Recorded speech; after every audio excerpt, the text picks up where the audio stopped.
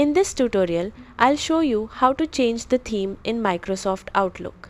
Whether you prefer a light look or dark mode, you can customize Outlook in just a few clicks.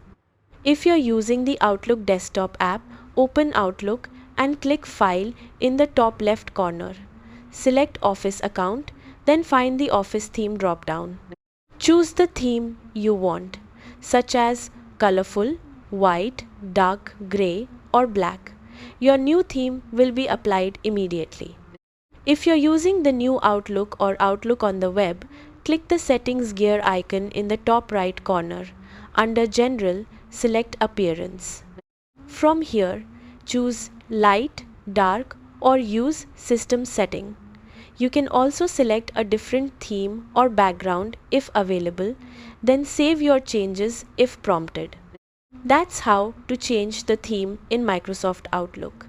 Thanks for watching.